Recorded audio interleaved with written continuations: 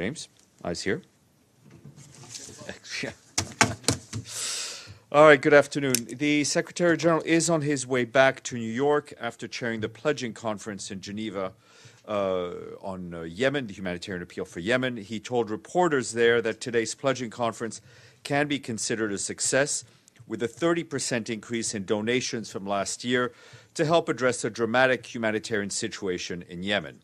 This year, $2.6 billion has been pledged, with large contributions coming in today from Saudi Arabia and the United Arab Emirates. Opening the pledging conference, Mr. Guterres said that Yemen remains the world's worst humanitarian crisis. As the conflict continues, he said, 24 million people, 80% of the population, need humanitarian aid and protection. But while there is a long way to go, he added that there are some signs of hope. The Secretary General said the Stockholm Agreement has led to a ceasefire in Hudaydah that continues to basically hold. And he also told the plenary that he had received confirmation that the UN has gained access to the Red Sea mills. And we'll have a bit more details on that. The Secretary General also emphasized to reporters that there is no humanitarian solution for humanitarian problems. He said it is very important to address the dramatic needs of Yemeni people in this terrible situation, but more important to end the conflict. His remarks have been made available to you. Turning to the Red Sea mills, a team from the World Food Programme visited the Red Sea mills. The visit was the first by WFP to these vital wheat stores since September of 2018. WFP has been appealing for access to the mills for the past months since they've been cut off by fighting in the area. The World Food Programme is hopeful that Tuesday's brief visit will pave the way for more sustained access, allowing it to carry out a full assessment of the conditions of the wheat and the milling facilities themselves. The Red Sea mills currently hold a total of 51,000 metric tons of WFP wheat, which is enough to feed 3.7 million people for at least a month. At this stage, the World Food Programme is unable to confirm how much of the wheat stored at the mills is still fit for human consumption. Properly stored wheat can last in silos for over a year, but these stocks have a 2-year expiration date until 2020. WFP has been using other in-country wheat stocks as well as importing more wheat both by sea and overland from Oman to cover the food needs for nearly 10 million people in Yemen. And in Madrid today, the Deputy Secretary General, Mina Mohamed, met with Spanish Prime Minister Pedro Sanchez, and they agreed on a joint communique which says in part that Spain and the UN commit to work towards a more nimble, effective, flexible, and efficient United Nations to better serve the people and the planet. The Deputy Secretary General spoke at the Mobile World Congress in Barcelona yesterday and said that we are in the midst of a technological change unprecedented in pace and scope, and we cannot predict where it will lead. We do know, she said, that we need to start working much better together if we're to steer change for the good of all. That statement is online. And I also want to flag that today, as you know, at 3 p.m., the Security Council will meet on the situation in Venezuela. For our part, the Undersecretary General for Political and Peacebuilding Affairs, Rosemary DiCarlo, will be there to brief Council members. And this morning, the Council passed a resolution 2140 Yemen Sanctions Committee. It was also briefed on the recent mission to Western Africa and held a meeting on Syria.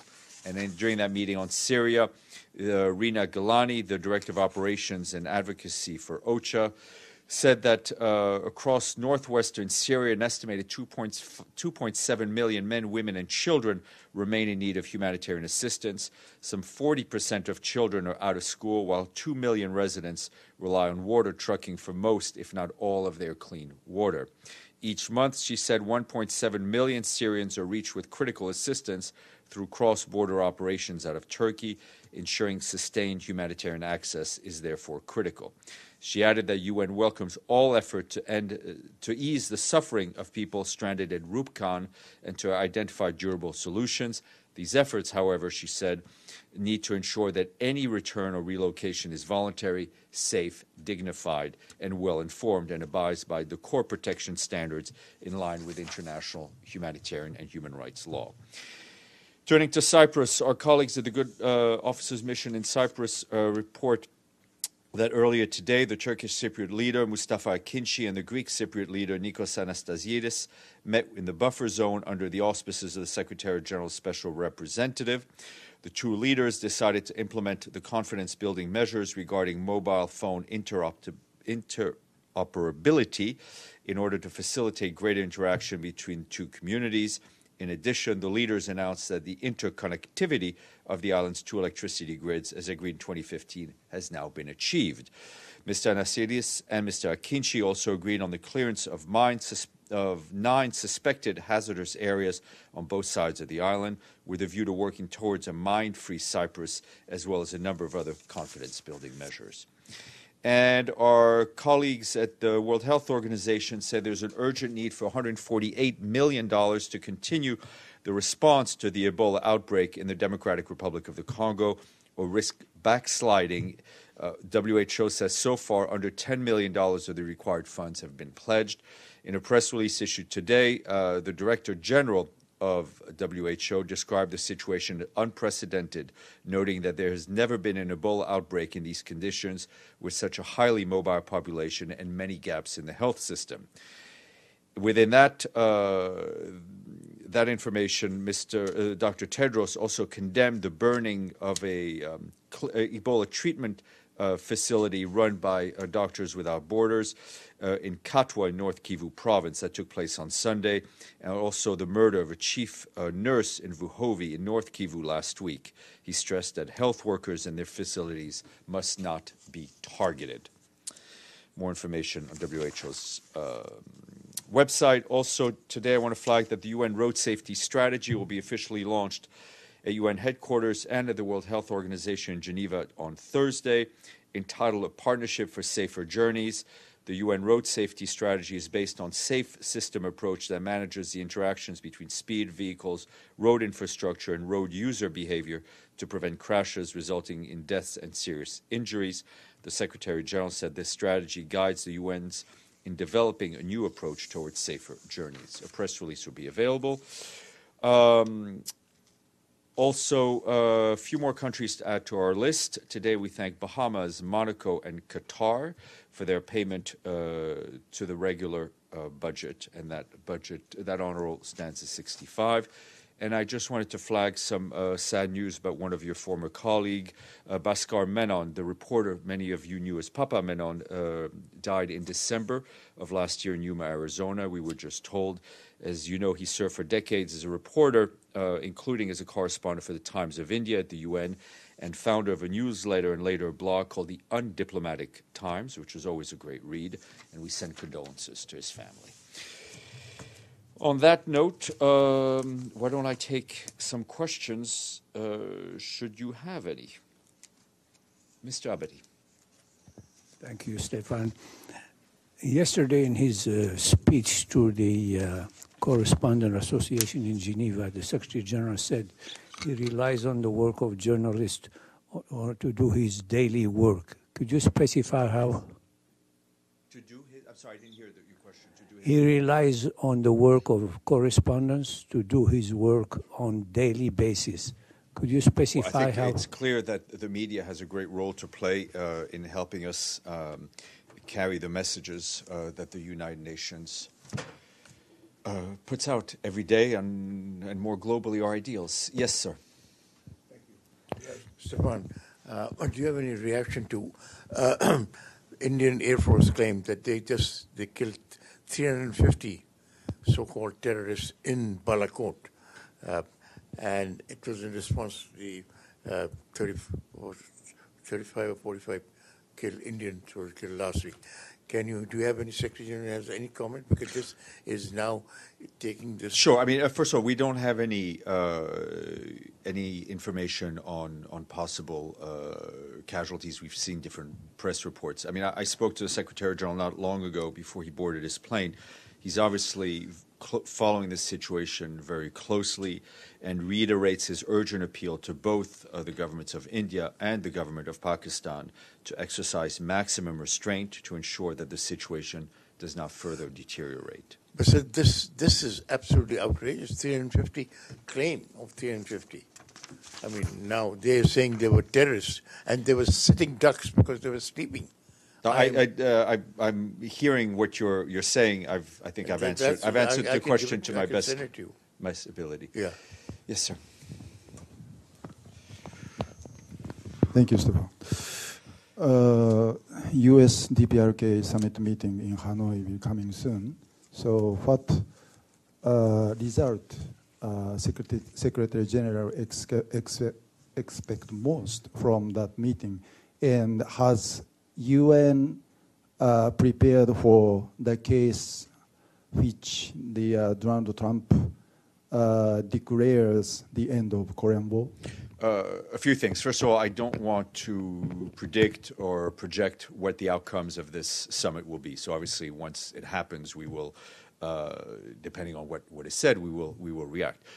Obviously, we very much welcome this dialogue between the leaders of the United States and the Democratic People's Republic of Korea. If you'll recall, in January, the Secretary General, I think in this very room, said it was high time to make sure that negotiations between the U.S. and the DPRK start again seriously, and that a roadmap is clearly defined for denuclearization of the Korean peninsula. So, like all of you and like many others, we await the outcomes of the summit, but we very much welcome this dialogue.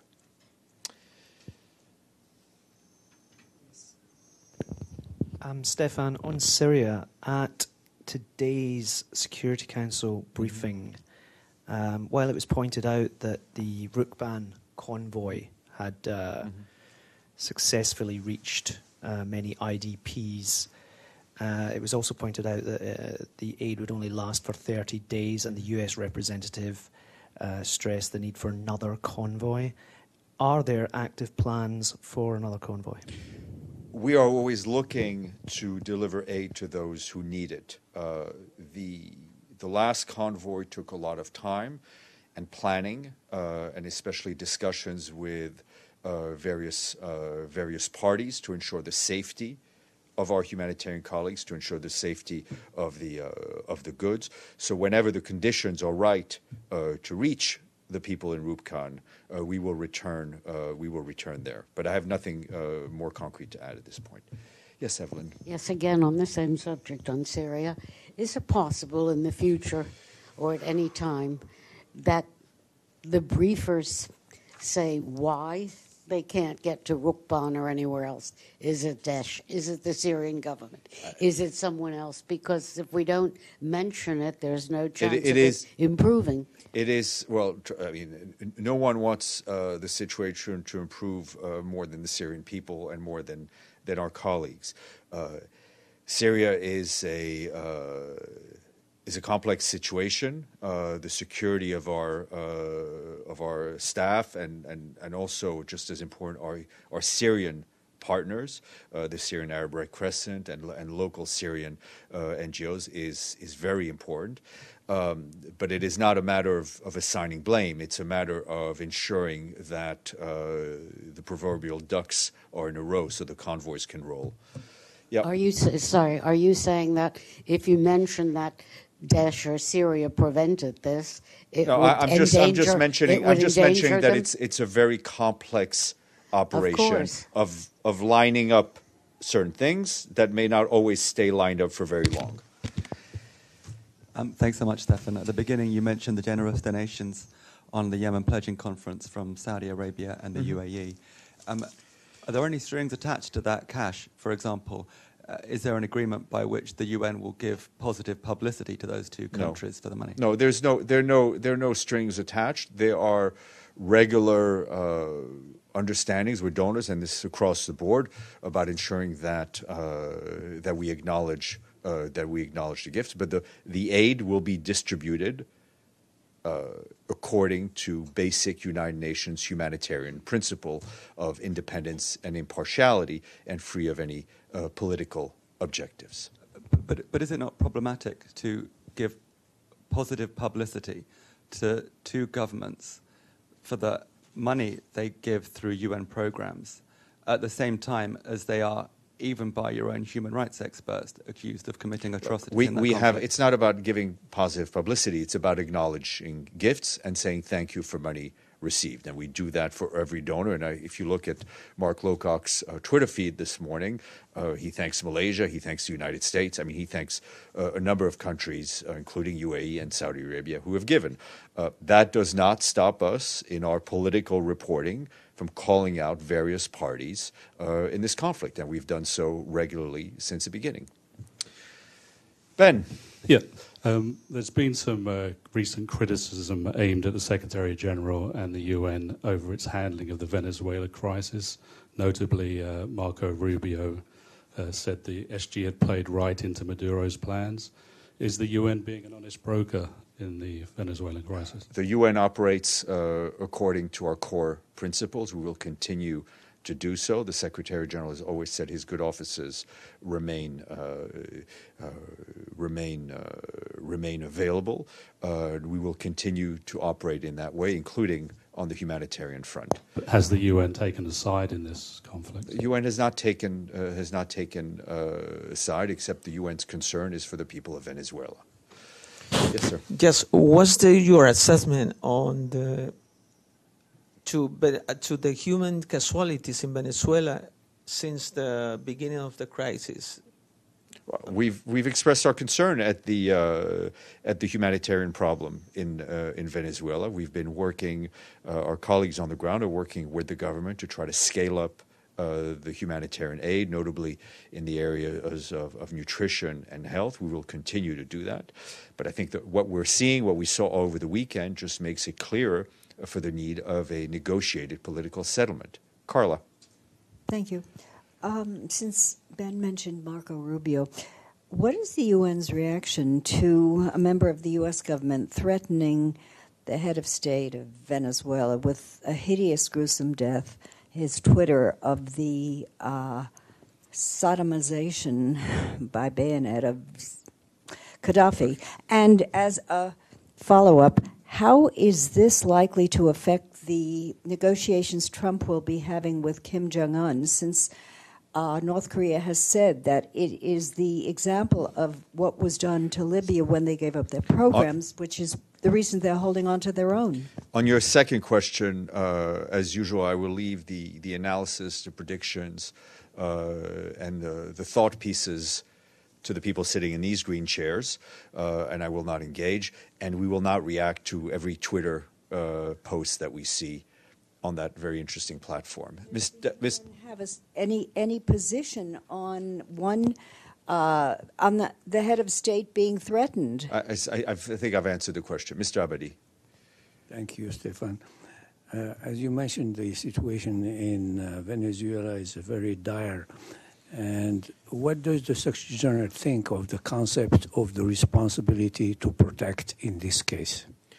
I think the Secretary General's focus right now is on seeing how he can help achieve a negotiated political settlement, and also on trying to assist the Venezuelan people to make sure that they receive the help that they need. The responsibility to protect is something that may be discussed by member states, but at this point I don't have a comment. Yes, sir. Does the Secretary General think the Human Rights Council should discuss the detention camps in China's Xinjiang region? The Human Rights Council is the master of its domain. Yes, sir. Yes, Stéphane. Is the Secretary General aware of Indian claims of 350 killed by the Indian Air Force? Has he had any conversation with the Indian leadership? We read the press like all of you do. The Secretary General is currently on a plane on his way back to New York. Thank you. What day is today? Tuesday, so I shall see you tomorrow.